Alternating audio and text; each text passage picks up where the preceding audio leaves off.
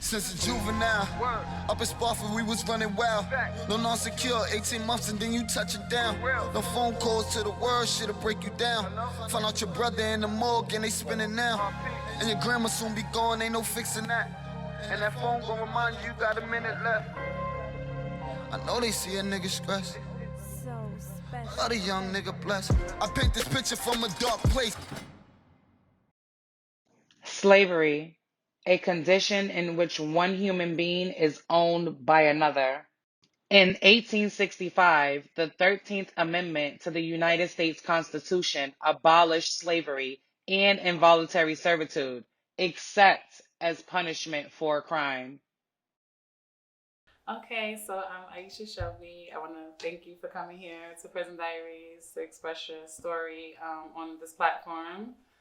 What is your name and where are you from? Well, my name is Shawn. I'm from Bedford-Stuyvesant, New York.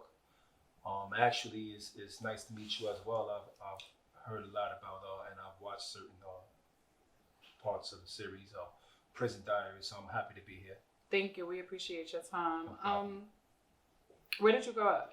I actually grew up in Bedford-Stuyvesant, a little bit of here and there, mostly in projects, Marcy, Farragut, Fort Greene, Tompkins. That's my place of origin where I kind of lay my head at. Right. I'm definitely familiar with the area.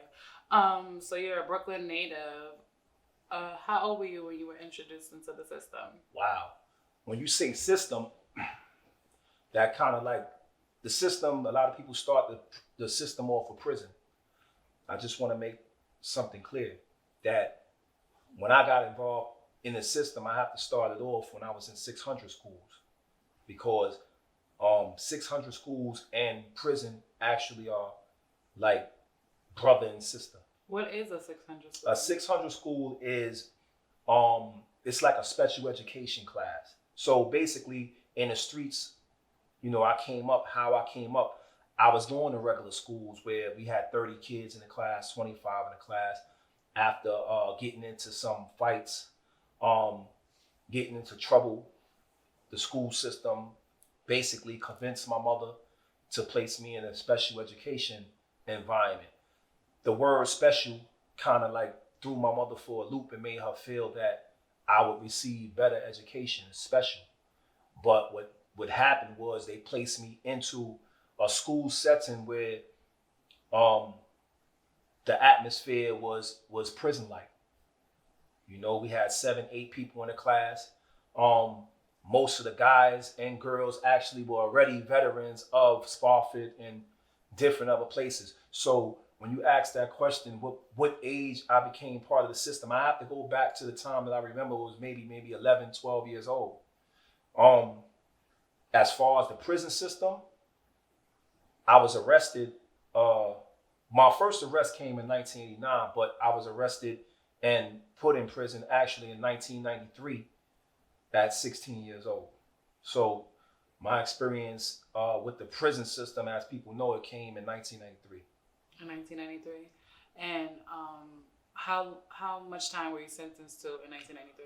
1994, after laying around on the island fighting my case, I was sentenced to 36 years in prison. The judge actually gave me 36 years. They sent me to upstate New York, the prison system upstate. I was probably one of the youngest guys in that prison, if not the youngest.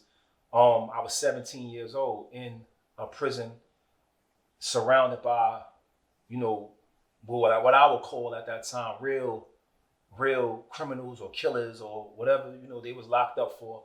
I was surrounded by the real deal at that time. So at 17 years old, I was 140 pounds. And I was in Comstock. They call it now Great Meadows Correctional Facility, but back then we didn't call it correctional facility. We called it was prison. So so you were 17 sent up north 17 with adults. 17 with grown men. Right. Mind you, when I was into crime, I wouldn't even call it crime. I would just call it bad decisions. It wasn't like I came up and I actually knew that this was going to be the consequences of my actions. That's what I want to get at. Like before we get into the Right. prison whole sentence. Like, at what age did you see your life shifting in a different direction? See, and this is, and I'm even baffled by it. I had a mother and a father in my house my whole life, and that's like rare growing up in Brooklyn, growing up in the 5 boroughs. To have a mother and father in your household was rare. So I actually probably saw my life going off track the year that I went to prison and got in that I took someone's life. You know, what put you in a predicament like that to even be able to get access to a gun at 16? See, you know, the access to a weapon was no problem because this was 1992, 1993. I'm 44 years old. The murder rate in the 5 boroughs were close to 3,000 at this time. Right now, we're not even over 400 a year versus 3,000 a year at this time. So murder was like as simple as playing basketball. Like it would happen. Especially growing up in Marcy Projects or Fort Greene. I don't care what borough you're from. You could be from the Bronx, Queens, Brooklyn. The New York City housing developments, you know, was like a breeding ground for these type of things to go on. So, you know, and then as a child, I was introduced to guns even in school. My first experience with a gun from outside of my household was in school. When I seen a guy come to school with a gun and you know, I could even go back to 1992, 1991 when I was playing sports, when 2 guys were killed inside of the high school that I was going to at one time, Thomas Jefferson. Wow. I could even take you back to Red Hook when you know the principal was killed. So this was like a regular thing going on in our communities. So I was introduced to violence at a very, very early age. So you feel like your environment played a major role in that? Of course, because being tough at that time wasn't mental. Being tough at that time wasn't how many books you could read or being actually, the more books that you read made you weak. It made you a nerd. It made you kind of ignorant. It's ironic that being smart made you ignorant at this time.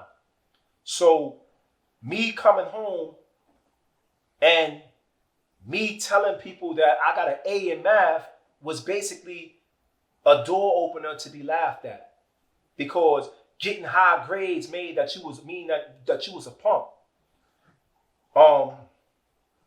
So the environment was full of tough guys coming home from jail. They did 1,000 push-ups in their cells. Their chest was big. All the girls loved these guys because when they take their shirts off, you know, they had all the time to work out. So, you know, when the girls say, "Oh, you see Eric over there?" "Yeah, Eric just came home." That was a thing. Yeah, it was praised. Right. So me looking at the girls, I could never get these girls. I'm like, damn, Eric get them. Eric been in jail. Eric did all the push-ups. Everybody loved Eric. So in the back of my mind, it's not saying that I wanted to go to jail, but it's just saying that I wanted I wanted that recognition that Eric had. And I knew that the books in school wasn't how I was going to get that. So, you know, I started sneaking around with people that were into things that my family never taught me. I had curfews coming up. My pops kept me in the house. My mother kept me in the house. When we did come outside, we had times that we had to be back upstairs. I still remember my father whistle from this day. My father whistled people down 2 blocks and be like, "Your father calling you." You know? So, you know, I wanted to be not like these guys, but I wanted to be respected like them. And you could mix up respect. You know, respect could be mixed up the wrong way. So, you know, that's my view on, you know, as far as the environment that I grew up in. But our environment wasn't all negative, because I remember coming up, growing, packing bags. You know, I was one of them kids that be at the supermarket and we would pack bags. Like $50 a day, I'll pack Right. bags too. Right, and we were, I was like, I love it. it turned into a turf war Mm-hmm. because we wasn't letting these guys come in and pack bags and keep food. We've been packing here for the last year. Right. I'll be damned if you come in here and packing key food too. So it instilled hard work in us, and I washed cars, I did it all. But you got to remember, at this time, we talking about black exploitation. We talking about movies like Juice, movies like New Jack City, movies like Boys in the Hood. At the same time that these movies was coming out, these movies was glorifying black on black violence. It was glorifying, it was glorifying Juice, Tupac, where he killed all his friends in the movie. And New Jack City, where Wesley Snipes was the man. And young kids coming up like myself with we were seeing these guys come through with BMWs and Benzes and all the latest vehicles, but we wanted them, but we never understood the consequences to getting them that early. And, me being a person, I wanted it too, but I didn't understand what was going to come with it. Because everybody I grew up with, this might sound crazy, right? Thinking back, in my life, Marcy Project specifically, I don't know nobody in my projects that was killed by outsiders. They all killed each other. I was going to say we, but I say they all killed each other. People in our projects didn't get killed from people outside. We got killed by each other. 1 minute we friends, and the next minute we enemies. So, it just instilled in me a sense of you know what? It's either you eat or you're going to get eaten. And it's a sad reality, but wow. Do you feel like the older generation that's in the urban areas, they like praise and portray a certain role without telling the younger generation like the consequences behind everything? Like, it's like easier to give a young guy a pack and put him on a block to work for you rather than tell him about school or tell him about job. Of course. Because I never had an older guy come to me and tell me about prison. And it's kind of ironic that you say that because in my hood, we had hundreds of people that did bids. Right. They never came to me and said, yo, Shawn, look, don't go to jail because you're going to have to spread your ass every day and get searched. Another man going to have to look into your ass. Or, you're going to lose your freedom and miss your family. Or the girl you got, she going to leave you and go to somebody else. Or you're going to be fighting for your life there. Or you're not going to be able to speak to your family when you want. You're not going to get visits. You're not going to get mail. You're going to be at night sometimes when the lights go out. You're going to cry because you're going to realize how important your freedom is. They didn't tell me that. They could have sat me down and put me on the game. Yo, Shawn, look, if this happens, be quiet. Don't say nothing. School is important. Playing ball is more important than you going out there shooting a gun. They didn't tell me nothing. None of that. Do you feel at that age, like when children are like outside and, looking for guidance, trying to find who they are, it's more easier to get influenced by the older generation, like around you? Of course it is. I was influenced by the older brothers. And it's not saying I don't love them, because they was misled. Right. It's a cycle that is continued. Their fathers and friends and stuff didn't tell them. And our fathers and friends didn't tell us. And they not telling us. And, all the OGs I'm talking about, without naming names, they was out there riding heavy, putting the pack in our hand, doing it all. But they never sat us down to talk to us about, look, this is what's going on. Not even legal-wise. Like, yo, if you get caught, say nothing. Right. You got a right to remain silent. Blah, blah, none of that. So at the end of the day, like me coming home now, a lot of people look at me and they say, you did 25 years in prison. And they like, you big, you got your weight up. Or I remember you did this and you did that. But you don't remember the pain that I went through. You don't understand what I went through, young blood. You don't know what it is. I went to 4 funerals when I was in prison. You don't understand what that is. I did 6.5, 7 years in a box, in a hole, in a room smaller than this right here. You don't understand the type of psychological abuse you go through. Not just the psychological abuse that people put you through, but the abuse that you're going through yourself. You don't understand that. You don't know what it is to be starved for 3 days, 4 days. You don't understand that. Y'all guys are sitting here glorifying that I did 25 years, but it's nothing to glorify about that. So at 16 in 1994, you were sentenced in court. What was going through your mind in that moment? I didn't even know. I didn't even understand what happened. All I knew was that, I took the life of another individual, right? And I couldn't feel.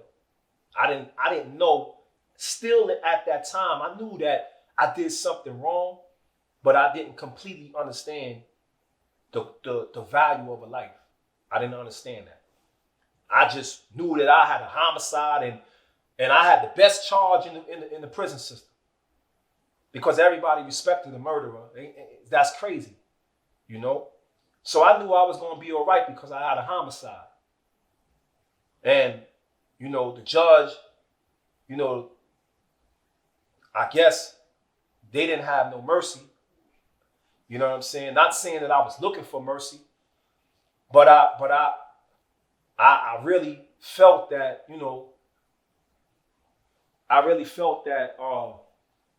how can I say that? I felt that I deserved a punishment, but I felt that more important, I deserved to understand what I did.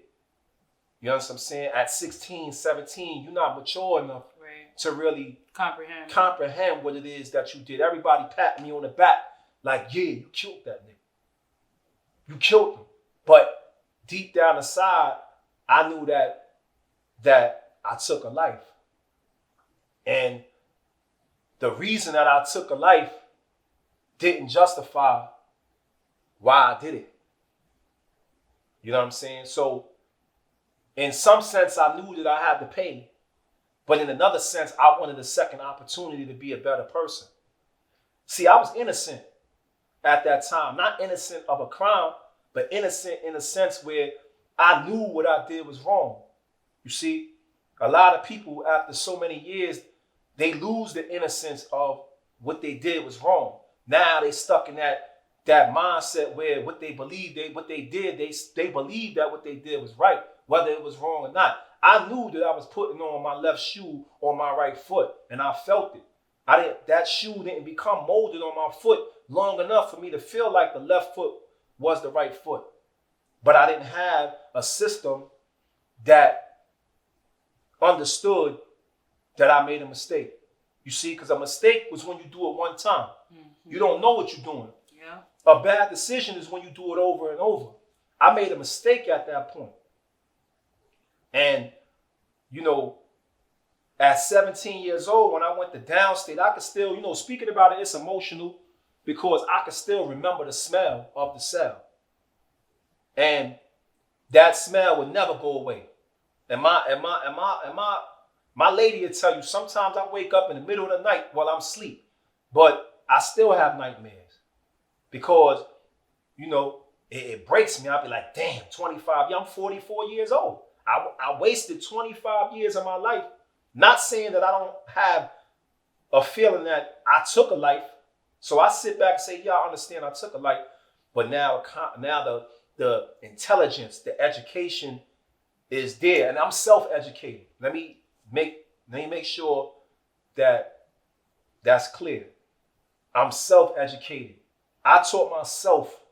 I had to rewire the misinformation and miseducation that I went through my whole life. I had to rewire it, and I'm still don't have it 100%, but I rewired it. Right.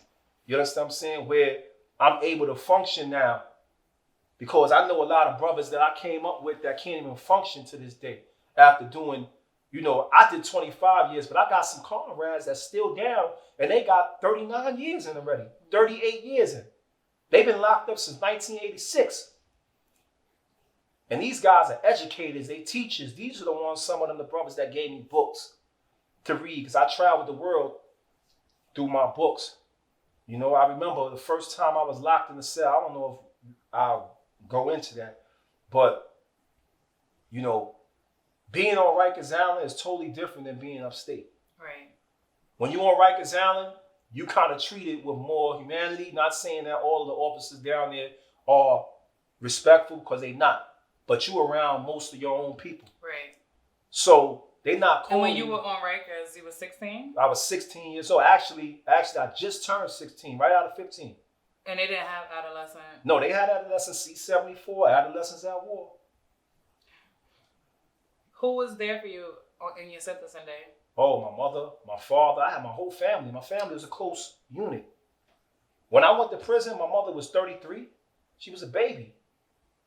I used to watch my mother and father run around the block chasing each other.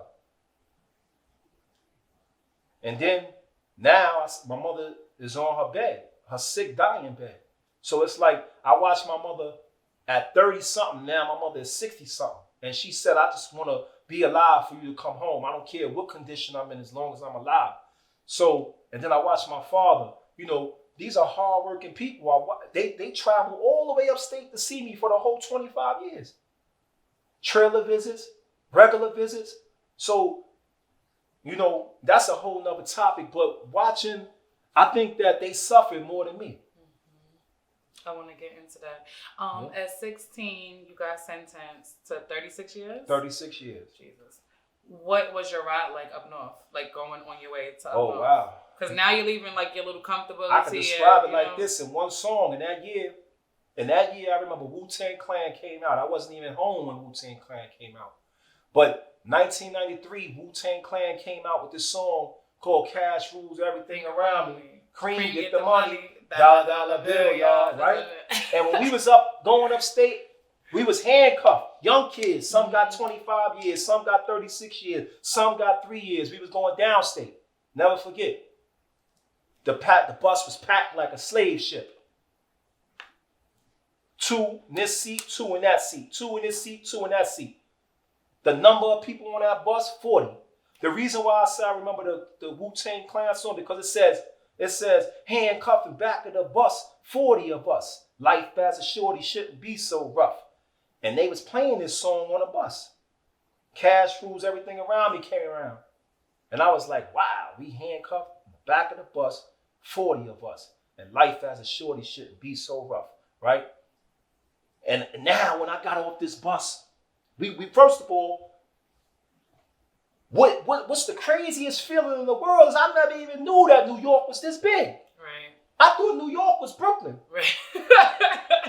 I thought New York was the Bronx. I thought New York was Queens. I thought New York was the 5 boroughs. Right. But when this bus went up here, all these white people, I'm seeing, not to be racial, but it's a reality. Mm-hmm. I'm seeing all these white people walking around and they got houses and cars and green. It's grass. It's real grass out here. I'm like, damn, like, this is New York. They like, yeah. I'm like, well, they must have saved it all for them. Because I didn't even know New York was this big. So I'm in downstate, and now it's the real deal because all these correctional officers up here are white. And most of them never seen a black person until they got off the bus. And they calling us niggas in our face. And they putting a beating on us. First time, take your clothes off. Spread your ass. What? Spread your ass. I'm not doing that. You're going to do it. You're going to do it. And I'm like, and everybody else doing it. And I'm like, damn, all right. You know, you humiliated. And as years went on, me taking my clothes off got easier. First time I took my clothes off and spread my ass, it was like, damn, I don't want to do this. The 3rd and 4th and 5th time, it's like, all right. The 100th time, it's like, you know what? It's normal for another man to look into my ass. You seen my ass, I ain't even see it. And this is the abuse that you put yourself through and that you go through because of the things that we getting into. So it was like a shock. It was like, damn, like I really did this. I'm really here. 1994, 94, A, 2210. This is my number for the next 36 years or however long it takes to get out of here. You know, and that's a feeling that you never let go. Getting sprayed like a dog. What was your first day like in upstate? Probably I wasn't scared. I was in fear. Fear and scared is two different things. Like I knew that I could handle myself, but I feared that I wouldn't come home no more. I feared that they was gonna lose me in here. I feared that my mother wouldn't be alive when I come home, or my father wouldn't be alive. I feared, I feared so many things that I feared as a young man, as a little kid. I was really a little kid. I'm 145 pounds, like a little kid. So it's like I'm looking around like, damn, these dudes is grown men that I'm around, man. Like 17 years old, I don't even know what I'm doing. Like, oh shit. And I stayed there for 2 weeks in that jail. No family, they don't allow us to get a visit. And we getting ready to get transferred to I call it another plantation. That's the first plantation. And then that's just, they take a test. In that jail, it's a reception center. You go through all type of blood tests, all type of psychological tests, all type of educational tests for them to determine what they want to do with you. And then 2 weeks later, they sent me to Gladiator School. Comstock. 17 years old in Comstock. And that Comstock at that point was like for adolescents? Comstock for everybody. There's no adolescent jail in New York State prison systems other than like at that time it was green. It was like green correctional facility, which is mediums. I was in the maxes. It ain't no adolescents. You were grown men. You were dudes running around that's raping kids. You were guys that's running around that's killers. Dudes that got 140 years. Dudes that got 200 years. Dudes that's going home the next day. There's no separating boys from men. The only jail they put me in that was similar to a lot of young people was Kaksaki. And Kaksaki at that time was one of the worst prisons in the state of New York. So everywhere I went, it got worse and worse. Describe a day in jail for you. Like you wake up, like a day, go through the day. I mean, it depends what year. If it was the 90s, it was like anything could happen. I got to be ready to fight. It's always a fight for my sneakers. It's always a fight for a phone. It's always a fight for something. Anybody that ever did prison time like that would tell you every day in that environment is it's a will to want to survive. It's like, okay, if this come my way, I got to do this. There's no type of rehabilitation for us at this time where you get up and say, you know what, I'm going to school. They're going to teach me this. I'm going to do this and I'm going to do that. You trying to gain these things while at the same time trying to live and survive another day. So you can't focus on school because when you go to school, you got 2-3 people getting cut on that same school floor. Stabbed in school. I remember my first experience in the prison system where, without naming names, I saw a dude lose his life. That traumatized me, man. That told me I'm never going to let nobody do nothing to me. I saw a dude lose his life right in front of me. Like, I could tell you stories, man, where one kid got killed on a Friday. His mother came to see him on Saturday. And they told his mother on a visit, your chaplain coming to talk to you. What do you mean a chaplain coming to talk to me? The chaplain's going to talk to you, please, miss. Chaplain telling her that her son died the day before. Like it get, it's real.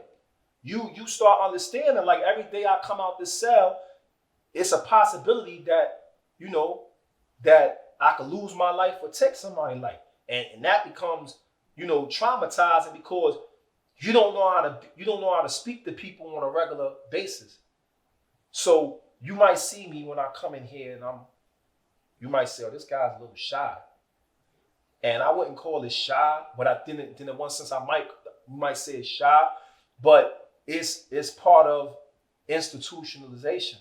Being away from 25 years, not being around females, not being able to look people in the eyes. Because if you look this woman in the eyes, she go back to this white man, tell this white man that you looked at her, and now they jumping you because they feel like you eyeing a lady, or whatever the situation may be. So it takes away your self-esteem. It takes away your ability to communicate with people. You understand what I'm saying? Yeah. It gives you like social anxiety a little bit because you're not used to being around like regular citizens. Right. You're only used to being around people that you gotta watch every little thing. You me and my lady go in a restaurant, and she's like, "Can you please get us a table right there against the wall?"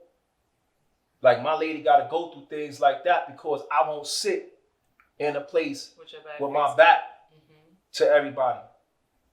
You know what I'm saying? And I mean, I never been to jail and I do that, but I'm from the hood, But you might deal with people that that might have backgrounds where they went through that, and like But for I know it's kind of sometimes putting into words what you experience is like overwhelming. Yeah. It could be like, damn, I remember that.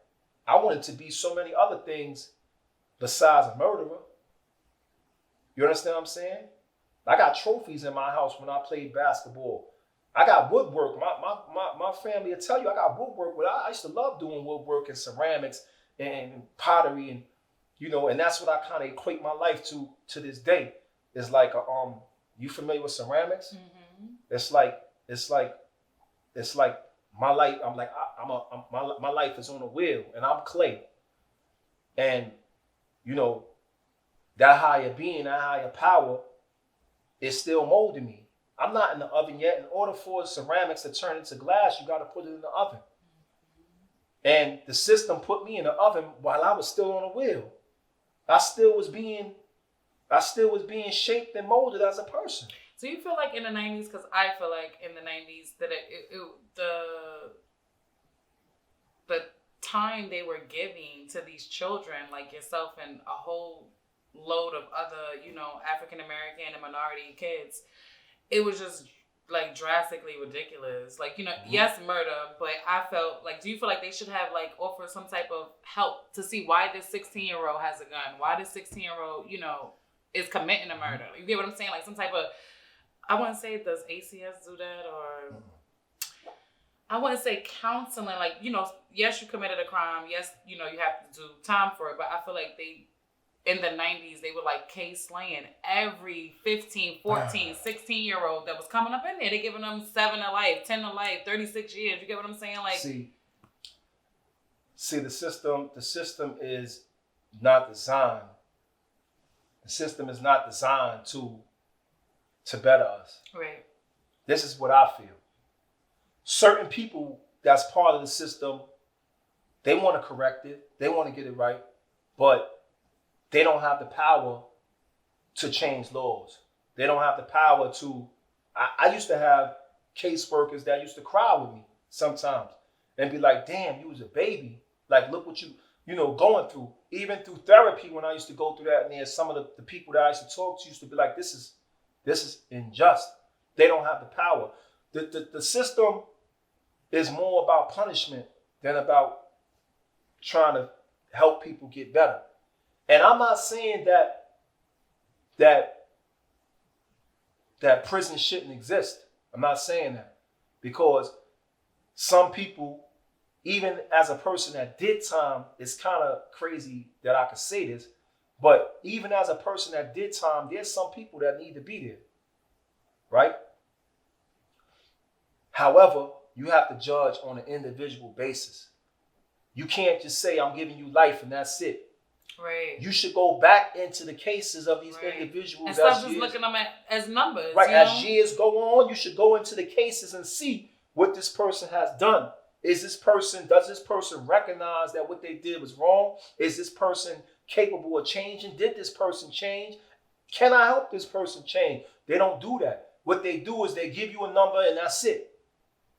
And you might have 60 years, but on your 15th year, you really changed as a person. I'm not saying after 2 years, but after 15 years, 10 years, you might have changed as a person. And came to realize that what you did was wrong and you want to help others. Right? But the system is not geared, because you got to understand, again, this is political, right? The prison system supports the communities up there. Okay? The communities up there, at 7 in the morning, you see all these people coming to work. They don't look like us. Their jobs, they're getting thousands of jobs off the blood, sweat, and tears of us. Young Black and Latino men and women. So we're not talking about just correctional officers. We're talking about counselors, bread men, food people that work in the food places, commissary, state shop. These small towns are being built around us. Mm-hmm. They don't have other jobs for them up there. Their job is a prison officer or something relating to that prison. So when it's time for them to voice their opinion, you think they're going to voice their opinion about therapy or about rehabilitation? They don't care about that. They care about their job. And in order for them, the congressmen and senators and assemblymen and politicians up there to be elected, in order for them to be elected, even a sheriff, they got to be pro-prison. When I was in a prison up there, they even was doing tours where young white kids, not to make this racial again, because you got some good white people that they know the truth and they're against this, right? But the system as a whole, they bringing these kids up in there at 15, not as jail people, but as tourists to see what's going on. And these kids are basing their future off of becoming a worker in the prison system at 15 years old. So they looking at us and they like, I'm gonna be a counselor here and make my money. This is gonna be my life right here. They don't care about us, but they saying that this is the rep, this is the business in their community. And this is all they have for the most part. If you take away prison, you take away 60,000 prisoners, which might equal to about 300,000 jobs. So you take away 300,000 jobs away from upstate. That's a problem. Am I right or wrong? You're right. Okay, Absolutely. so it becomes part of the problem, because when they was getting ready to close prisons up there, the first thing people started doing is crying and talking about, certain politicians came in, like Governor Cuomo and them, and they said, you know what, we got too many prisons. When I came to prison, we had Pataki as a governor, right? There was almost 80,000 prisoners or people in prison in New York State. Now it's not even 44,000. So half of that was cut. They closed a lot of prisons. The people was going crazy.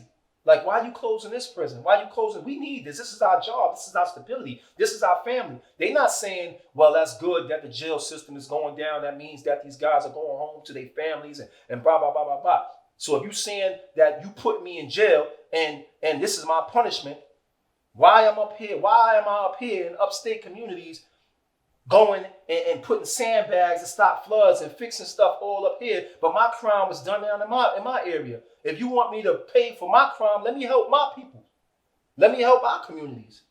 Why I'm all the way up here helping your communities? So you showing me that this don't got nothing to do with crime and punishment. Mm-hmm. It's all about politics. It's all about politics and money.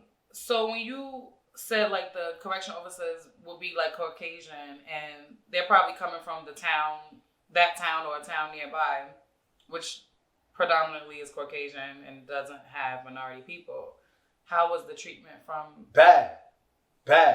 When I was in Attica, they had an officer in there with black babies tattooed on their arms with rope around the black baby head. I'm not playing.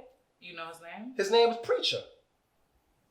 Anybody will tell you in Attica These people, they abused us. They had some good officers, a couple that would keep it real. They wasn't with it. They like, nah, don't do that to them, man. But then for the most part, the majority knew the ones that wasn't with it knew that if they went against the ones that was with it, they'd be considered nigga lovers. So they're gonna turn a blind eye to it. While you kicking people teeth out and you killing people. One dude, they made swallow a watch. How somebody swallow a watch? So this is what's going on in behind the prison. When wall. things are going on like that, like where is the inmates? Like nobody's reaching out, checking for them, or they're doing it to people who they know doesn't have a family. No, it's reaching out. They reaching out, checking for us. You got families reaching out, but we not unified. See, you got to look at our people like this. We a hand, right? Black, Puerto Rican, Dominican, Haitian, Jamaican, whatever ethnicity you are, right? We fingers, right? But we don't move as a unit. We move as a finger, which means that as long as the problem doesn't affect my son, I don't got nothing to do with it. So what happens is that when we fighting as a finger, but not as a hand. When we become unified and we fight all together, all of these ethnicities and backgrounds, even poor white people, we all fight together, we become a fist, right? You can't make a fist with two fingers. You can only strike back at a system together to bring to attention what's going on, that people behind here dying. Young kids, old men, do they whatever. try to cover it up? They cover it up. They cover it up all the way from the superintendent down to the police officer. They cover it up. Falsified documents. This guy said it's like an officer telling you stop resisting, but you're not moving. I'm not moving. How I'm resisting? You choking me. I'm not moving. This is a George Floyd situation. You telling this man to stop resisting, but you got his neck where he's already dead. How can a man resist that's dead already? And this is what's going on up there. They beating us up, killing us, hurting us, starving us. And then when they report it back to their supervisor, you got to understand. It's a chain of command. Let me just give you a point blank, realistic look at this. When I was in Clinton Correctional Facility, right? Clinton Correctional Facility, Dannemora, right? Mm-hmm. And this is as real as it gets. The officers came in the back because they wound up jumping this kid real bad. We stood up. You know, I had wound up getting 3 years in the box, right? Clinton was the only facility that they had two doors, one in the back, one in the front. We primarily used the door in the back. 3 o'clock in the morning, these officers came with sheets over their head like the KKK with eyes cut out, right? And bust open the back of our cells and start threatening us. Got up, went to the gate, they closed the door. One guy wrote a letter, I wrote a letter, another guy wrote a letter. The same morning, the sergeant comes to the door and says, "You wrote a letter to Prison Legal Services, right?" "Yeah." "Okay, remember this. The same people you write letters to," he pulled the letter out we wrote, "is the same people I eat lunch and dinner with.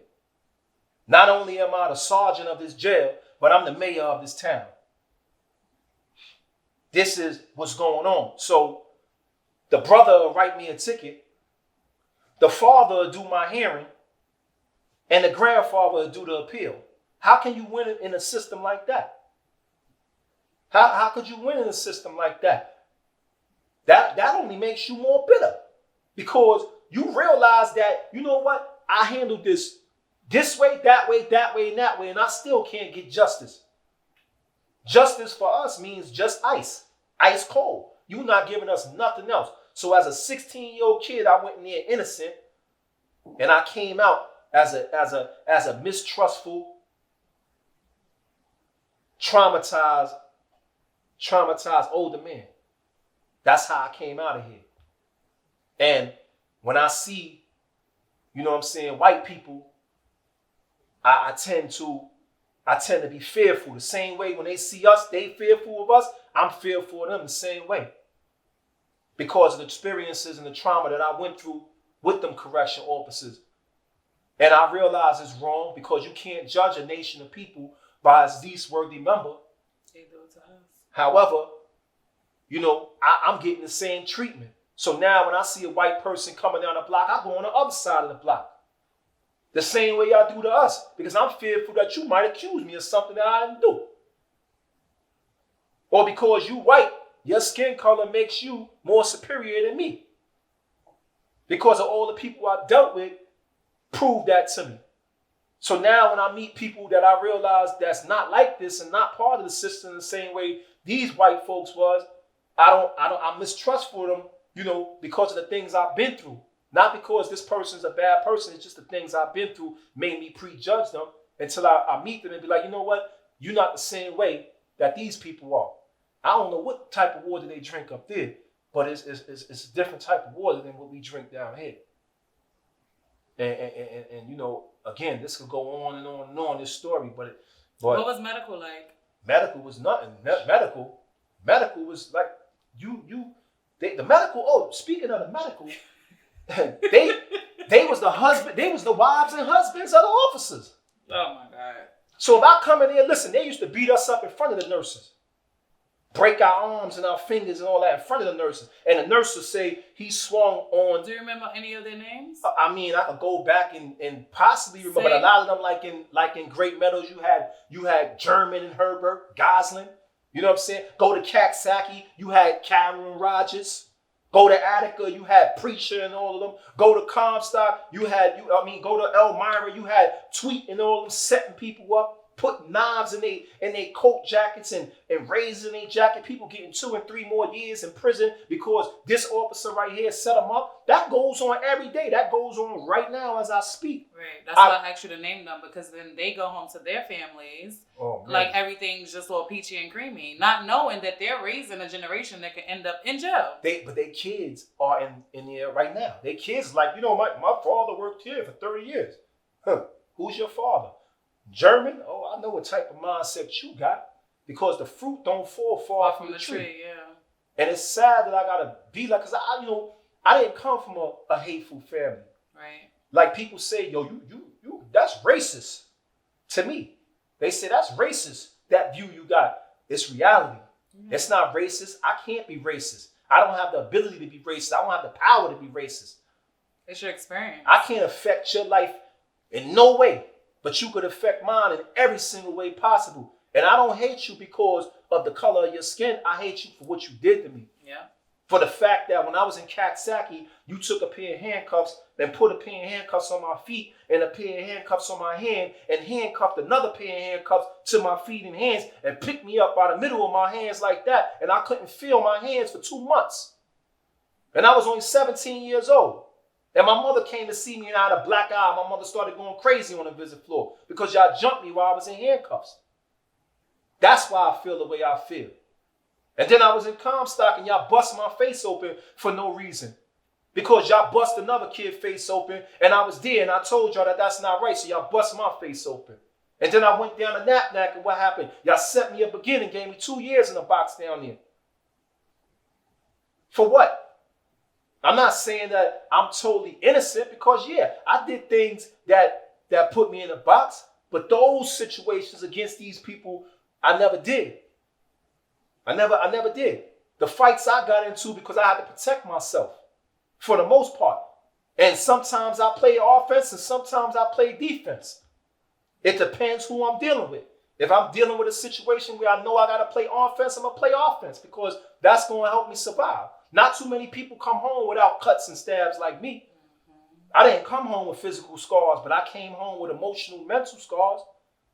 And after doing 25 years, they never offered like no type of counseling, mental health, or nothing like to help you re-enter society? Or even when you say you did 7 years in the box, when you came out the box, they didn't offer you no counseling or anything? No, what they didn't offer you was more prison time. I like they said, I've never been wanted for, nobody ever wanted me for who I was but the police. That's the only people that ever wanted me for who I am, really am, is the police. They don't care about rehabilitation and re-entry. They don't care about that. They care about putting you in prison more than they care about, listen, the same people you put in prison that do 25 and 30 years, it's the same people that's coming back home eventually. And you're going to have to deal with it. I'm a better scholar and a better educator than the people that got college degrees. Mm-hmm. Because they never went through what I went through and they never experienced what I've been through. They only read it. Mm-hmm. I lived it. I read it. You understand what I'm saying? I've been through it. I'm a scholar in what I've been through in life. So people sit here and these therapists and they don't understand what's going on. They don't understand the type of monsters that society is creating.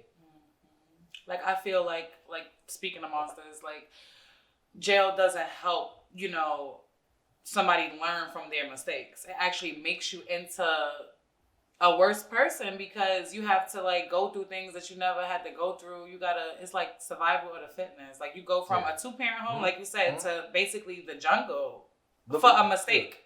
Look at this. I've been on 10 different job interviews. All my job interviews turned me down for a job. They said that before they knew I had a criminal history, they hired me. Once they told me to put the criminal background check in, that was over with. I applied for Amazon. I applied for McDonald's. I applied for Walmart. I applied for all of these jobs. They all said that I could get the job, and then they found out that I was locked up at an early age, and they denied me. They said that they'll get back to me. That's the famous line, is we'll get back to you. I'm not one of them people that don't want to work. I have a very, very strong work ethic. You understand what I'm saying? How long you been home? I've been home now for what, a year? A year, and I still, to this day, I still have problems with a job. No, I know. That's all I want to get at. So I know you've been home a year, right? What I want, this don't have to be film 20, because statistics show, I'm about to cry. Statistics show, like, by your third, by the third year, 65% of people are reincarcerated. They are. Because they try something new and it doesn't work. It's true. So I know you say you've been home a year, you've been trying. Don't get discouraged. No. Like, you know, it's other else because you spent so long in jail, and I'm looking in your eyes. I can see it. That's right. You get what I'm saying? I look past your persona. I see the pain. I see the hurt. I see the institution. I see everything in your eyes. That's right. And it's real. You know, and I just don't want you to feel like because society closing their doors on you for you to give up. No. Because you deserve an honest chance. Okay, guys, we're returning from a break because it got a little deep and emotional. I just now want to move forward. Speaking of the correction officers, the staff that take advantage of children who they are in charge of as a job. It's not in their job description to starve children. It's not in their job description to abuse children. It is not in their job description to kill children. You know, I heard a song. It's like one of my favorite songs. It's by a guy. He's incarcerated again. And I wanted to have him on this show. He's from Jersey. His name is Albion. Yeah, so his freestyle he did on Fuck Master Flex, it was just all about pain and being locked up. And I just connected with the song. I love the song. But it's something that stuck out when he was like, ass said, hurt and can't see your ribs. Like something like that. Like, you know, so I was asking Rizzo, like, what does that mean? And he was saying that means he was in a box and they was starving him and he couldn't gain no weight. So when you were in the box, how long were you in the box? Wow. First time, 1994, 17. I did from 1994, the whole 1994 almost until the whole 1995. So almost a year. And then they transferred me to Comstock. And as soon as I got to Comstock, maybe 15 days later, the officers jumped me again. And I went to the box again for 4 more months. And one good officer, his name was Bishop. He didn't like what happened. So they didn't load me up with 15, 20 months like they usually did. At this time, they didn't have double bunk boxes. These were straight up jail boxes. So if you got in trouble in Attica, you went to Attica box. If you got in trouble in Coxsackie, you went to Coxsackie box. Over the course of 25 years, I've served time in almost 23 different facilities in New York State. Wow. I didn't even know it was that many facilities. They got maybe about 60 facilities in New York State between mediums and maxes. At the time, they only had about maybe 9 maxes, and then they started building double bunk boxes and pushed the maxes up to about 13. But I've served time in I did a year in Coxsackie. I did 4 years in Comstock, what they call Great Meadows. I did 4 years in Elmira. I did a year in Clinton. I did 2 years in Attica. I did a year in Auburn. I've been in Easton. I did a year almost. I did 3.5, 4 years in Southport, the most supermax prison in New York State. Some prisons I've been to twice. I've been to maybe 8, 9 different mediums, from Wyoming to Orleans to Cayuga to Cape Vincent to Riverview to, like, I was just on a world trip around New York State. So basically, I call it a petri dish. I've been in a petri dish. A petri dish is a dish that scientists basically use. And what the scientists do is they put all organisms in that one dish. And I guess they do their research. I consider myself being in a petri dish in prison, because in prison, you have every nationality, you have every background of criminal, you have every educational level. And I've seen all these guys, the worst and the best. I've been around political prisoners. I've been around just straight up guys that needed to be in jail and never to be let go again, to some guys that I'd be like, damn, you deserve freedom. So in your 25 years, how many years did you spend in the box? 7. Yep. And so it was 1 year, and then was the rest spread out? 1 year, 3 years straight. 1 year straight, another 18 months straight. 3 years straight? Yeah, 3 years straight. I used to talk to myself. There was some days when, like, in certain boxes, like the worst box I ever been in was Coxsackie. You can't talk to people. You can't talk at all to people. If they catch you talking, they'll do something to you. They even walk by. I remember we used to get on our gate and be on our gate waiting for breakfast, lunch, and dinner. And the officer come by with the trays and be like, "For sale, it's not on the gate, doesn't eat." And I'd be like, "Officer, I'm standing right here on my gate. You wasn't on your gate. You sitting here lying right in front of me. You know I was on the gate." But they would skip our cells because either they didn't like us or we was talking to the next door person and they caught us. You was singing out loud and they caught you for any little reason that they want. I remember times they would come by our cell. The most important day, the most important time of the day in prison is mail. They would come by our cells with our mail with pictures in it and rip it right in front of us and say to you, "What's your name?" "Oh, my name is Shawn Mayo, 94A2210. This is your mail?" "Yeah." Shh. Rip it right in front of you. What could you do? There's nothing you could do about it. And some of these altercations turn physical, of course. I remember, again, like I said, in Coxsackie, I was 17 years old, not to go back. But I remember I was coming out for the shower one day and I was shackled in my front and my feet for the shower. Soon as I came out, I went to make a right turn to the shower and just felt the blast to my back. The first hit, I didn't fall. The second hit, my leg, I fell. Dude hit me with the stick. For what? I'm on the floor. I kind of crawl to get away from the dude with the stick, and I'm in pain. I go into the cell, and they shut the cell. The sergeant named Chase at this time, Sergeant Chase. Half of him was for foul, and half of him was stand-up guy. The reason that he was more so a stand-up guy to a certain extent because he would give you a one-on-one with him, or anybody for that matter. He came around and was like, "What happened?" I said, "Nothing." He said, "What happened?" I said, "Nothing." He knew what was going on. Him and the officer got into it. They moved the officer out the way, but these are the experiences. This didn't just stop there. This was, something that I experienced for years and something that I watched go on for years. So, just thinking about it, I'm like, you can't grow in an environment like that. And then it's only going to make you an animal. It's only going to make, for those that don't know how to control their feelings and emotions, it will turn you into an animal. But how can you when you feel so helpless? And this is the thing, They doing everything to break you. Man, listen, in Dannemora, they used to, and part of this interview, I said I wouldn't do this, but in Dannemora, and this is a real life situation, in Dannemora, which they call Clinton, they used to rape our families going up there for visits and stuff like that. You got stories of family members that came back, said that they got raped. Families that's coming up there to see people that's locked up, their families that's locked up.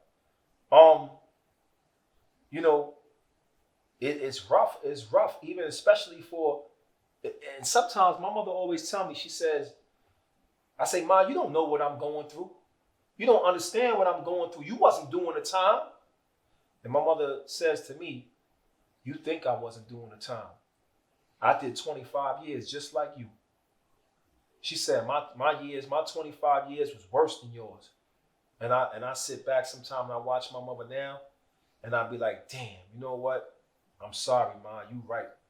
You did do a bid with me just like me. My dad, you did, Dad, do a bid with me. You know what I'm saying? And it's hard for me to say sorry to them, but sometimes I be like, you know what, Ma, I'm sorry. And she'll break down crying and be like, to this day, 25 years later, I sit in my mother's room and I'm sitting on a shower chair because my mother can't walk like that. And I sit on her shower chair and we talk once in a while. I don't talk about this to her, but I just say to her, I'm sorry. But one time we had a little shouting match between each other. And I told her, I said, Ma, sometimes you remind me of a CO. And she said, don't tell me I remind you of a CO. I said, you do, because you yelling, you trying to express yourself to me, but you forcing me to express things that I don't want to express. And it's not the time for me to express these things, Ma. But she want to know what I've been through. And I don't want to share that with her because I'm not ready. And I might never be ready to share that with her, because you don't tell somebody that loves you more than you love yourself what you was going through like that. Because my mother relives what I went through, and she'll relive it. And that's not the last thing that I want her to remember in her life, is what I went through. Because when they took me away from her at 16 years old, I was the first person in my whole family incarcerated. Nobody in my family was incarcerated ever but me. And after I went to prison, I remember my grandmother passed away in 1999. There was 5 prison vans at my grandmother's funeral. Am I right, 5? I was in Comstock. My brother was locked up. My first cousin George was locked up. My cousin Drina and my cousin Stephen was locked up. All of us locked up, coming from different prisons around the state of New York. And my mother and father, I've set that cycle. Before me, nobody went to prison in my family. So to see my little cousins and my brother and my family locked up like that at a funeral, it's unexplainable. The system, they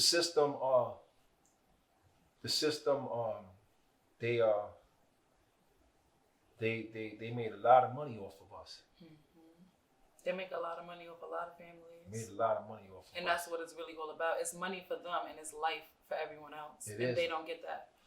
They don't get that the things that they do is traumatic, and it leaves a domino effect from the person that's being imprisoned down the line to the next generation. It affects their parent, their spouse, and their children, and the children's children. I just wanted a chance. I just wanted a second chance. In the cells, when I was locked up in the box, I used to walk around the cell and act like my family was there, have conversations with them. I used to talk to myself. And I used to travel places. I used to read books, tons and tons of books. Anything from Poppy Young to George Jackson, Soul Dad Brothers, to Asada, to Angela Davis, to Bobby Sands. And, my books was versatile, not just one specific ethnic background. I've read, I want to say thousands, but I don't want to put a number on it. But I've read so many books. I've traveled the world with my books. And, I just wanted a second chance. I just wanted an opportunity to be who I knew that I am. Not the crime was the only thing that defined me. I knew that wasn't me as a person. I took up vocationals up there. You know what's most important? Let me say this, right? I took up vocationals. I took up welding. I took up plumbing. I took up electricity. I came home with 48 college credits. I've done HIV/AIDS peer education certification classes. I've done legal research certification classes. I've done all of that, only to come home and find out that none of that shit meant anything. Does it say issue from Department of Corrections on the bottom, right? Even if it didn't say that, none of that meant nothing, because all of the information that I was getting was obsolete. Most of that was obsolete, especially in the vocational shops. Here it is, y'all teaching me about a car in 2019, 18, 17, 16, 15, 14. You're teaching me about a car from 1980s. How I'm gonna use this information that y'all giving me to come home in society and utilize this? This is not even updated. This is not even updated. All these codes have changed. And if it is updated, you're not helping me get certified, Department of Labor certification or OSHA certification. We need to update these things and give the right information. One of my friends just made the parole board after doing 25, 26 years. And he called me and he said to me, when I come home, I know that that SSI gonna give me a couple of thousand. I'm like, who told you that? Oh, transitional services tell me that. Bro, forget about all that stuff you learning in transitional services, because everything you learned in there don't even exist. Don't even exist. Who runs these? Are they like nonprofit organizations or are they programs? In prison? Yeah. In prison, the information that's being given, the counselors up there are giving us these information. Some of these books are actual facts, like CEO, Doe Fund. A lot of these organizations, they do help you, but you're not getting help while you're incarcerated from these organizations. These organizations, right? They tell you to come out. So they when say you get your paperwork and it says your date to come home, they're not putting you in no counseling or nothing to help you re-enter society, no programs or nothing. No. Like it's just like you sitting there. I went to phase two. Phase two, we just sat there eating candy, chilling for the day. There's no updated information. When I used to run when I used to run transitional services, I used to get my information from outside. So the information that I was given was accurate, because this is studied and proven to be accurate. So, when I came home, I went to Fortune Society. When I went to Fortune Society, I knew people there that did time. So they helped me. A friend of mine works there. I went to school with. See what I'm saying? They hand on, they help. But you got to be home to get this stuff. This is not people that's coming from these organizations in the prison system. They don't have anything to help you transition into society. Right. Nothing at all. Right. It's like I'm an astronaut. Get this metaphor. I'm an astronaut. I've been in space for 25 years. Mm-hmm. When I come to Earth, they don't just open the space shuttle and say go. You got to decompress. Mm-hmm. They're going to acclimate you back to Earth, because you lost weight. You lost a lot of different things that you had prior to leaving Earth. You don't have that no more. Your sense of gravity took away a lot of this. So you can't stand up straight like a baby. Mm-hmm. Prisoners are the same way. Yeah. When you coming home, you got to decompress. You got to get a hands-on of what's going on. The first thing you got to do, learn how to get your ID together. Learn how to apply for ID in Department of Motor Vehicles. Then you got to go to HRA and get Medicaid, because you're going to need help if you get sick or anything like that. You got to know these are basic things that you got to go through. And those basic things like Medicaid, cash assistance, welfare, all these things that we're talking about, they're not telling you that in there when you're getting ready to come out. No, a lot of them not telling you. Some people, they help you out with this, but these are people that did 1 year, 2 years. These we talking about. No, I'm saying like they don't have no programs in there helping you, giving you information like pamphlets and stuff. No, for the most part, no. You might run across some spots, like some mediums that have Medicaid programs that will help people through the Medicaid process. But we're not talking about long terms. Right. We're not talking about guys that serve 25 years. Right. You got to come home and do that. They're not doing that from in the prison system. What do you think is the hardest part about being home? The hardest part about being home is the parole system. Mm. The parole system is the hardest part because the parole officers seem like, not all, because I've had some POs that, were good. Right. But the parole system, they need to understand that their job is not solely lock you up. Exactly. That their job is to help you transition back into community. Exactly. To help you find therapeutic programs, counseling, jobs, stuff like that. Can I say never? I had one PO that helped me do that. The rest of my POs, you know what I'm saying? They some of them understood what we was going through, but for the most part, the system is forcing them to get these violations. Right. Because that's how they keeping their jobs. If there's nobody on parole, why we need parole officers? Exactly.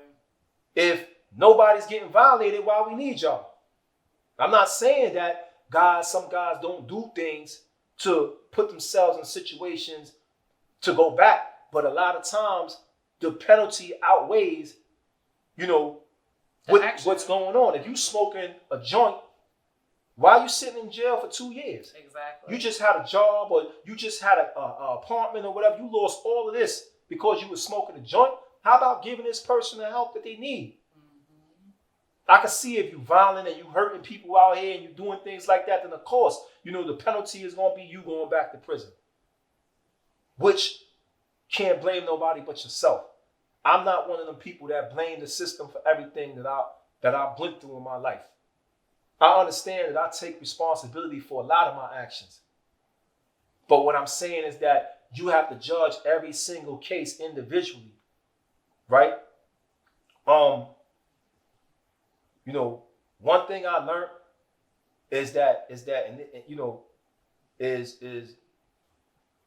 the people that are in control of us, or in position to make the decisions that affect our lives, they don't really know what's going on.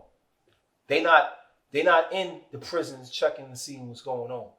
They're not in the streets.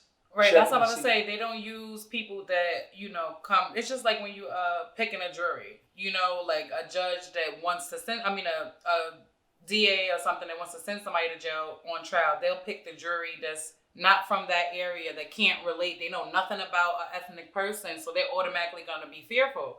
The people that's on the parole board are not people that are relatable. It's not people who know about, who come from ethnic areas, who know our environments, who come from where we come from. These are people who come from suburbs, who's looking down on us, like, they're looking at us like they're criminalizing us and just looking at a number. And you know why? Because, see, now we're getting better parole commissioners. Right now, I can actually attest to the fact that we have a lot of parole commissioners that are actually relating to people's situations. That's why the prison population is dropping now a lot too. But that's a reflection of the governor, because the governor appoints the parole commissioners. The parole commissioners should be elected. Mm-hmm. We should be able to vote. Right, we should be able to vote the same way you vote for your assemblyman and congressman. You should be able to vote for parole commissioners. Because our communities are affected the most. Exactly. Black and Latino communities are affected the most. So we should be able to put people in there that actually come from backgrounds. You don't have to be black or Latino to be a parole commissioner. You have to understand and experience what it is that young men and women go through in poverty, to understand what it is that we face. I feel like they don't understand that when you're born in a criminal area, it's a hard chance to not be a criminal. Like, if you're raised in a criminal area and you're around criminals 24/7 and that's your environment, it's just like my dad uses this analogy all the time. If you take a house of 20 people and put it in a radioactive field, over time, then people are going to get sick. So it's the same thing. If you put children in a criminally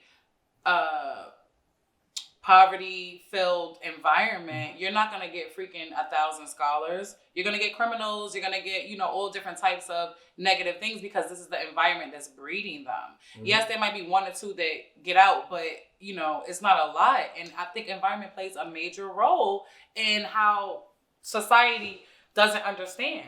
And you know, just speaking on this sense, right? A lot of times, right? Just because a person commits a crime don't mean that they should be denied their rights. Oh, thank you. So, in a sense of a person that's 14, 15, 16, you charging people as adults, right? So since you charging us as adults, why don't you make law a mandatory curriculum in public school and in high school? So that way young kids will know their rights, their constitutional rights. Teach these rights to people, right? Let alone this. You know, me personally, I started, you know, when I used to make my decisions, just backtracking because this is important. When I used to make decisions, my decisions was based off of fear of consequences. I'm not going to do this to this person because I'm going to get caught. I'm not going to do this to this person because the police are watching, right? This was my immature thinking. The reason that I didn't do dirt because I might get caught. But as years went on, I started to understand and learn myself as a man, as a person, as a human being, right? And I started making decisions based off of right and wrong. I taught myself that. My decisions wasn't based off of fear of getting caught no more. My decisions was based off of the fact that you human like me. And you don't want to be hurt the same way I don't want to be hurt. So I'm going to treat you the way that I want to be treated. You know what I'm saying? And the more I started to learn this, the more I started to realize that, you know, we all are people that are experiencing things and going through things, right? And that our experiences usually play a huge part in who we are, who we become as people. But, you know, a lot of people start off Black history with slavery, right? And I'll be like, why you start off Black history with slavery? And they be like, oh, you know, that's just, but Black history don't start with slavery. It definitely don't. All We right? was kings and queens. Right. So don't start my history off as a prisoner, right? Because before I was that, I was a person. I was a human being, right? And we got to go and read, you know, they say that, you know what education is? Education is when you forgot everything that they taught us. That's the beginning of education. You got to forget everything we was taught. That's the beginning of education. Because everything we was taught, besides our mothers and fathers teaching us right and wrong, everything we was taught in the process, it screwed our brains up. Me coming up around the people I came up around, I had to get rid of that and start realizing that I had a brain of my own. I'm not talking about just that Christopher Columbus discovered America. That's just history. Right. I'm talking about, because we know that's not even the case. But I'm talking about the fact that a gun is power, or selling drugs is a hustle, or fighting somebody is tough, or having a nice car is successful. My ideology or my idea of success is different now. My idea of success is not a car, not driving around. Why would I want to drive a $70,000 car but don't even have an apartment? Why I want to do that? Why I want to run around with $500 pair of shoes and I don't even have a bank account? So my mindset is now, you know, is that being humble, walking away from a problem takes more strength than actually fighting. Or my idea is that my woman is not a bitch. My woman is a woman. And treating her and holding her hand and being there for her as a king to a queen, that's a sign of respect and strength. You see, I'm switching my value system up. So what I do for fun now is not guns, it's not power to me. What's power is books. What's power is telling another little young kid that I see running down the street with his pants hanging off his ass, come here, young blood. Why you wear your pants like that? You know where that came from? His response might not be what I want, but my ability to reach him is different than the average person's ability because of what I've been through. You see? So I keep my hand in the community in my way, and I give back in that way. And, you know, my bitterness that I feel It's expressing myself. You see that bitterness. But when I walk around, I don't have this bitterness because I realize that, I'm like this donkey, right?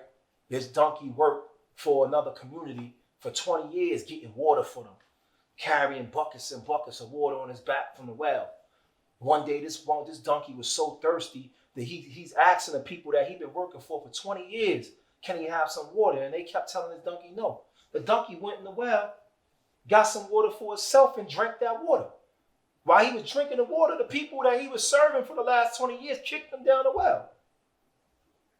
And the donkey fell down the hole and got real scared, and the people start throwing dirt on that donkey with the shovels.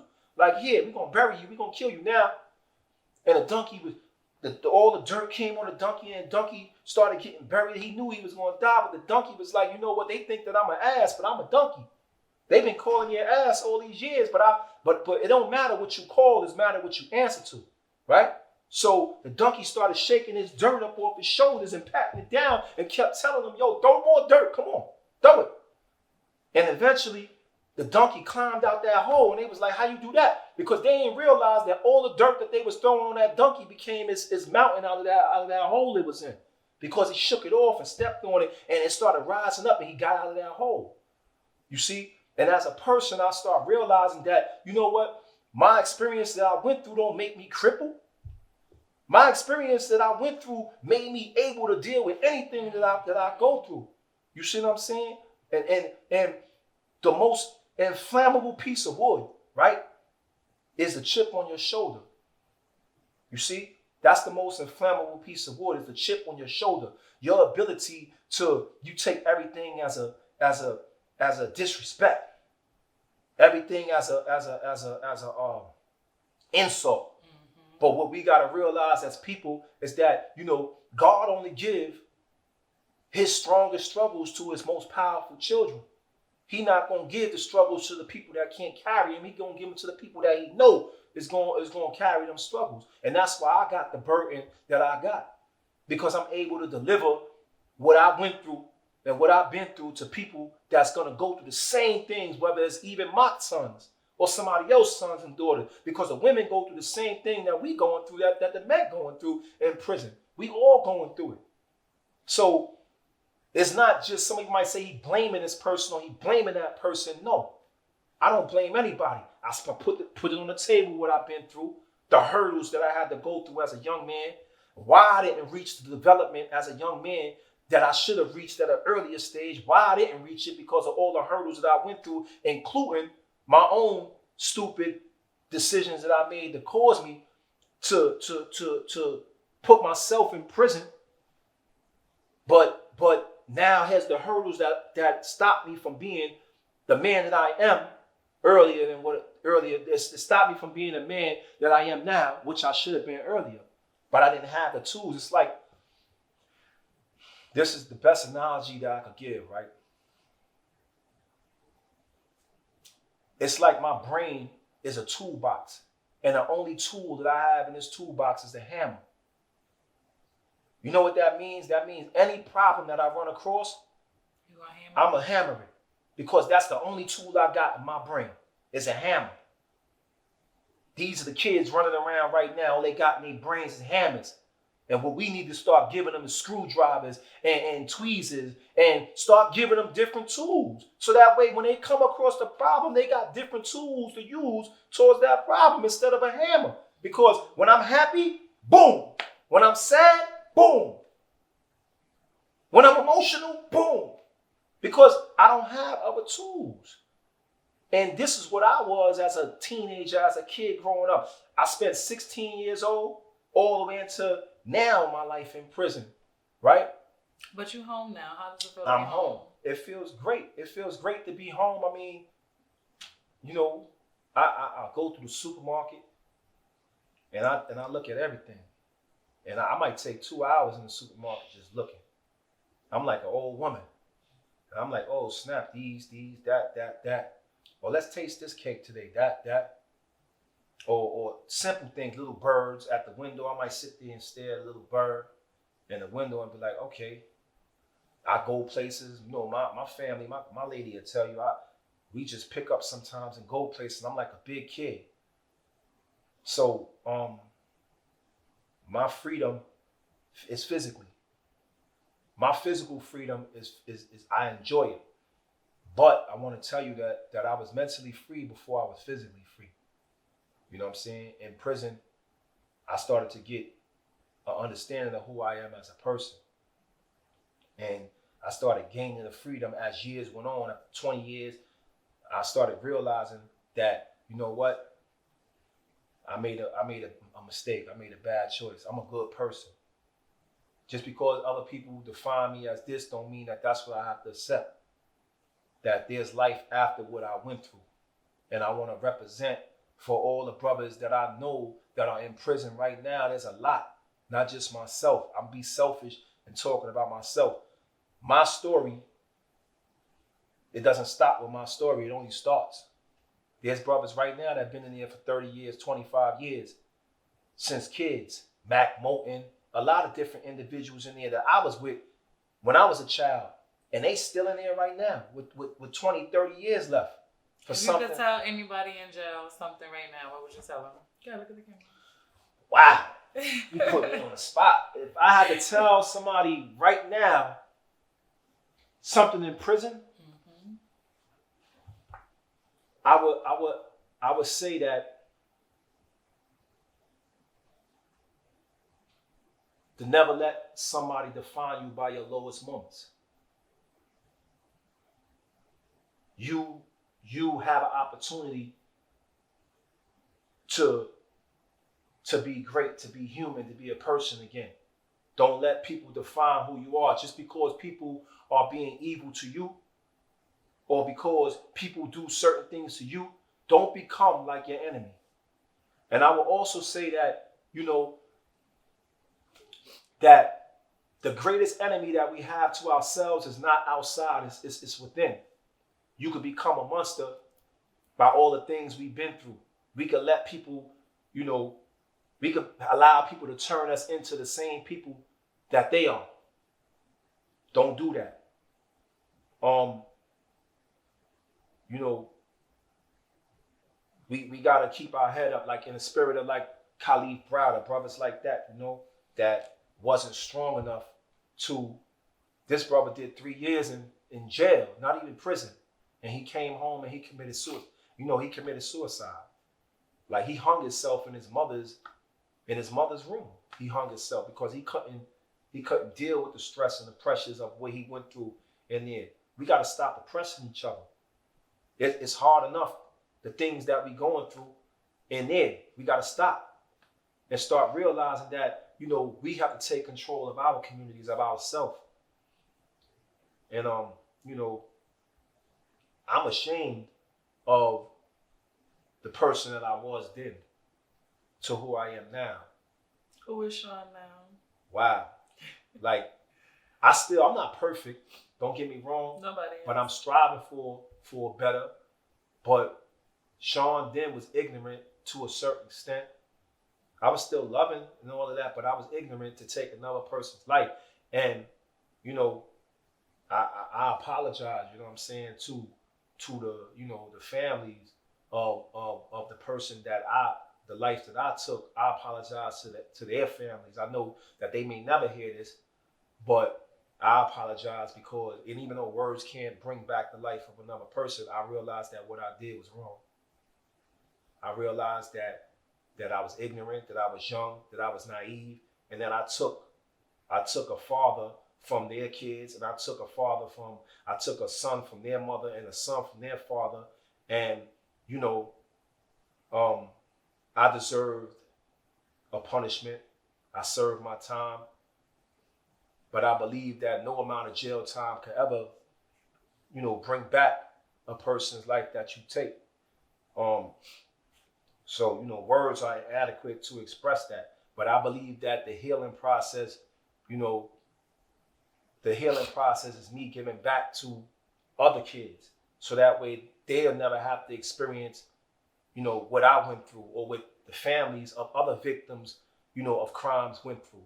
I have boys, not just my sons, but the sons of other people.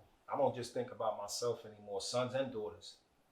Like, my biggest fear is to see the next generation follow in the footsteps that I traveled. I want to be able to help carry them and help them understand that we got to eliminate this system. And the way that we eliminate this system is not through fighting. We don't have to physically fight these people.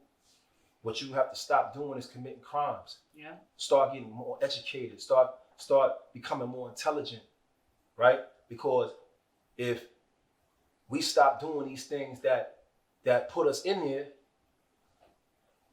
they won't need these prisons. They wouldn't even have to have these prisons, right? Number one. And that every person that did prison time is responsible for these young men and women. If we come home from prison as a collective and we not reaching back out to these kids, then we failing as people. Mm-hmm. We can't blame nobody else. Real quick, right? Last thing I want to say is this, right? This is a poem that I wrote, right? And it says, man, somebody hear me. I come from the projects, which is really an experiment where my people are tested and money is invested and our children that's arrested just like me. What is freedom? Freedom is choice. Freedom is movement. Am I free? Hell no. Not enslaved, not in chains.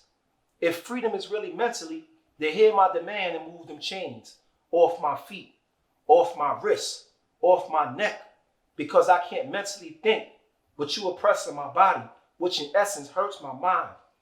The deterioration of a once social person locked in oppression, locked in a hell that's called the world, but is really a cell with bars on our minds, shackles on our thoughts. If I can't voice my opinion, you must be sick. Opinion is the mother of freedom and the father of resistance. Resistance, resistance, assisting our people educationally, economically, psychologically breaking the grips of monopoly without the minority, which is the 1% elite plotting on harming me. When freedom becomes outlawed, only outlaws have become free.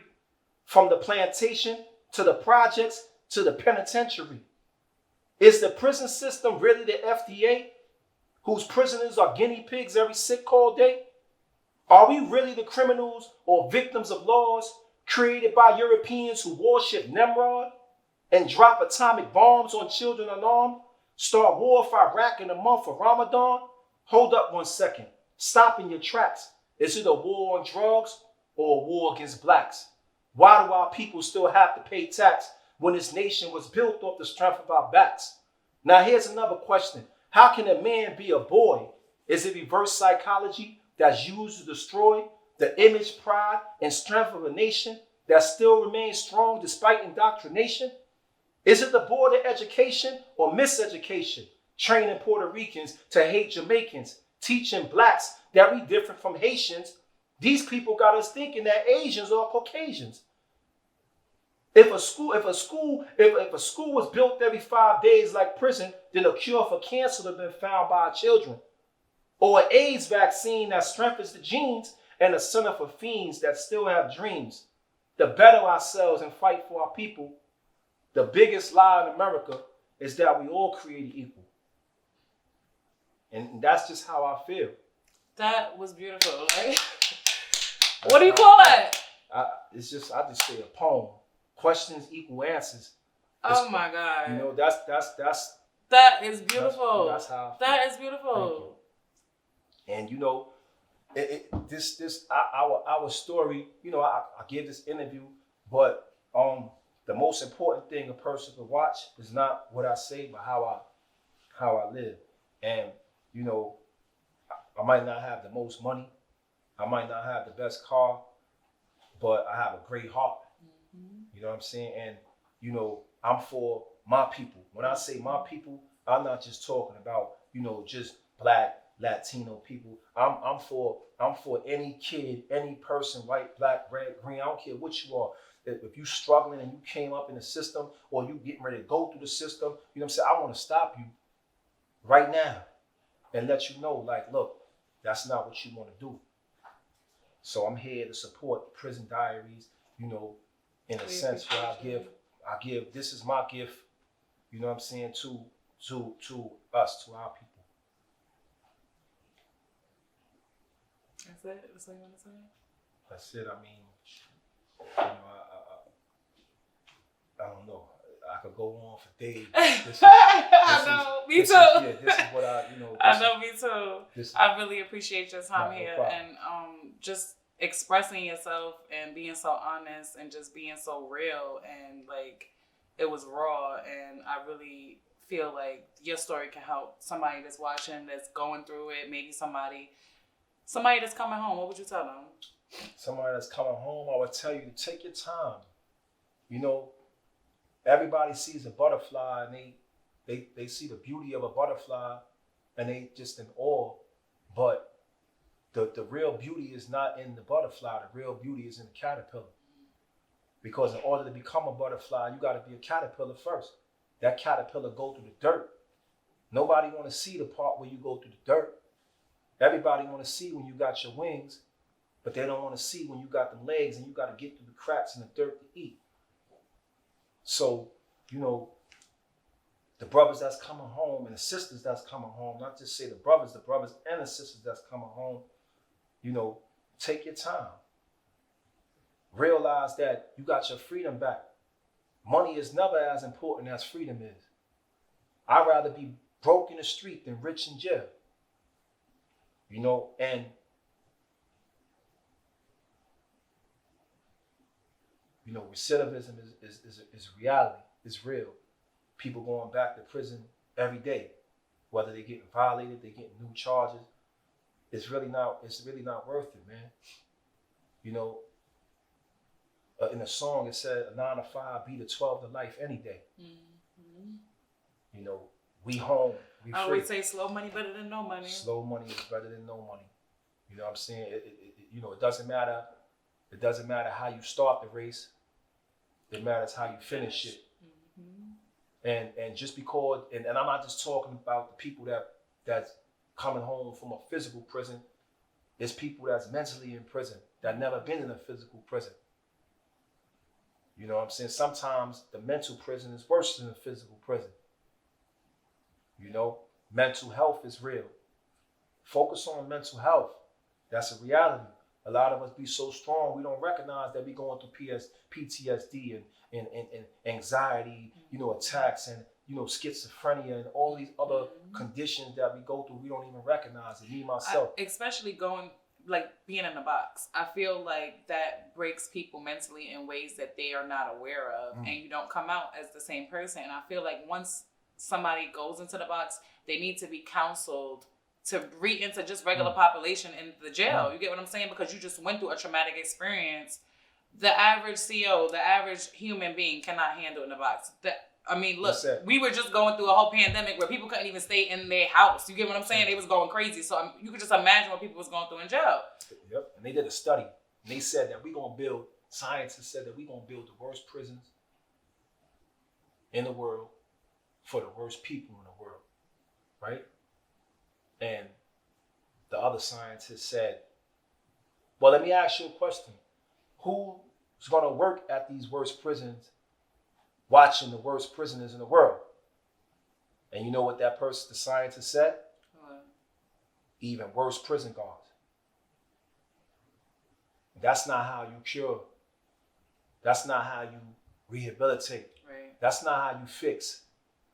It's like a person that's dirty and you just putting on clean clothes. You're not clean. You're not clean. You got to go to the root of these problems. More important, let's realize this. These problems don't start in prison. Right. They start in the household. They start earlier in prison. Mm-hmm. I didn't go to prison and develop these problems in prison. These problems exasperated in prison. They became worse in prison. Mm-hmm. But we got to attack these problems in our households. Because, you know, a lot of mothers out there, they trust in these men with their girls, with their babies. A lot of fathers out there leaving their babies in the street, not taking care of their kids. You know, kids are not protected the way that they should be. And when they turn to the streets, that's right. it. You doing things around these kids. Like, we gotta understand, like, this is our security. The kids is our security. We gotta protect them. You gotta shelter your kid as much as you can. Now, forget about what anybody else say. Shelter them.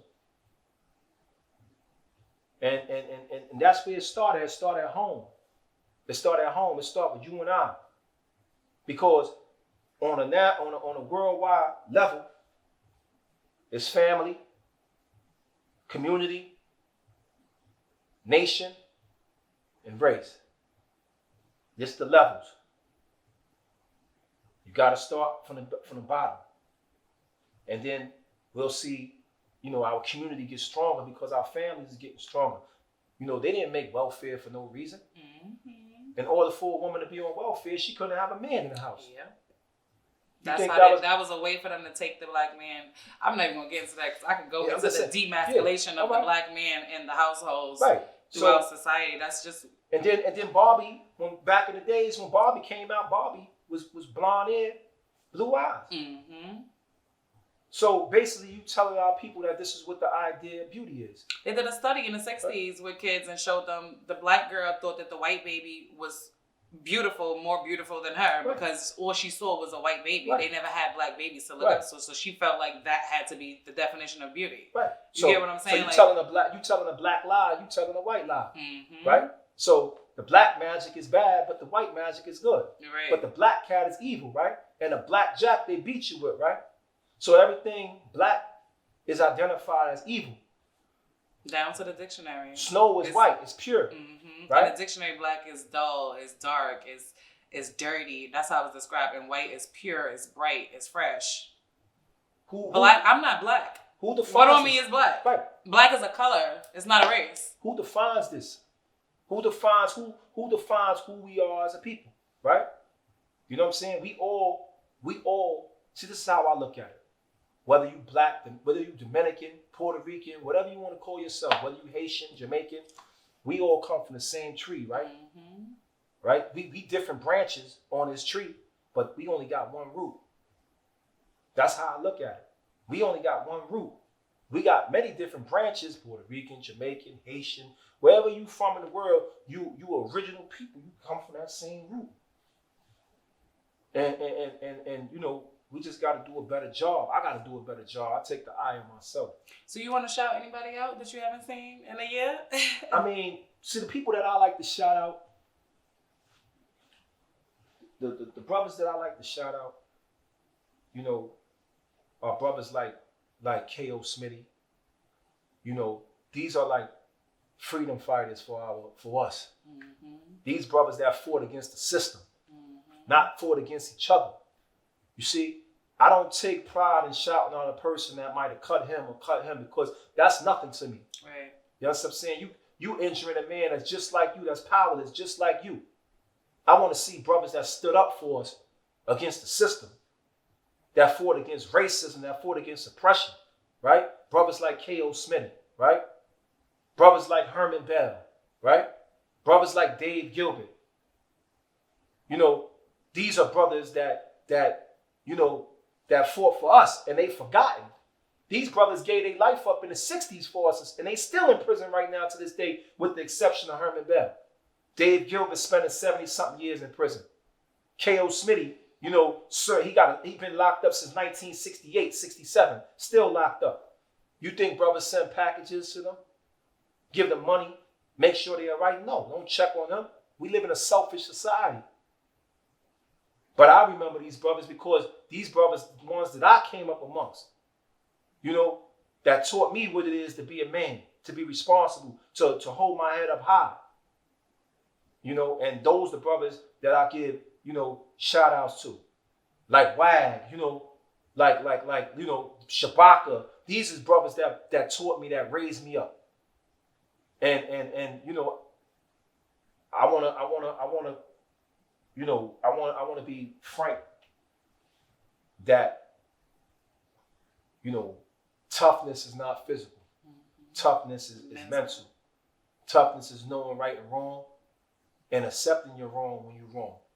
There's nothing wrong with saying, yo, I apologize, my fault, I'm wrong. That's what we have to come to as a people. So I give the love to them brothers that I know that's doing right and that stand up for us. Because if you attack our people and you oppressing our people, to me, you don't deserve a shout out. That's a fact. You don't deserve a shout out, because when I was coming up, you know, we helped the older people with the bags, and we protected our community. You know, this is what the Black Panthers was about. This is what the Young Lords was about. This is what the Brown Berets was about. This is what our community was about. We wasn't about, you know, killing each other and murdering each other and oppressing each other. We was about protecting each other. And if you're not protecting us, and you're not for the community, then you're against the community. So I can't say I shout you out when I know that your public enemy number one is a person that look like me, Right. or that been through the things that I've been through. I can't. How could I attack a brother that been through the things I've been through? You fighting the same struggle that I'm fighting, the same oppression that I'm fighting, whether you a woman or a man. You know. We gotta wrap this up. Yeah. So you know, and the biggest shout out I give is to my mother and my father, because they're the ones that stuck through me 25 years, and with that, you know, I'm good. Hi, Mom and Dad. Y'all raised a fine young man. We at Prison Diaries want to thank you. We appreciate your time, your amazing story. I just want to know, like, you touched me. I know you're going to touch thousands of people that watch this. I just hope it can touch people that need it, you know, not just people that just want to watch. I hope there's someone out there who really needs this and can learn something from this man. You dropped 1,000 jewels in this session, and I'm just like at a loss for words. Thank you. I really appreciate your time, your story, your journey. And like you said, you know, I wish you the best, brother, because God don't put nothing on nobody that they can't handle. And only He know you can handle it. We don't be knowing when we going through it. But He know that we can handle it. That's a fact. You get what I'm saying? And I wish you the best, prosperous life, a successful life. And, you know, if you need any help on anything, you can hit us here at Prison Diaries. We'll try to find any outlets or anything that you need. I appreciate you. Thank you. I paint this picture from a dark place, touching all base, 18 next to Canada, think I saw Drake. Nah, but I saw he was in the big box. He told me keep my shoes tied, don't ever leave a bruised pot. COs hold they noose high, favorites of their own kind, prison in their own mind. We living through it, do the time. Niggas snitching, dropping dimes, never was a friend of mine. Working out my figure fine, but I just wanna hug my mom. Tell my shorty she the one.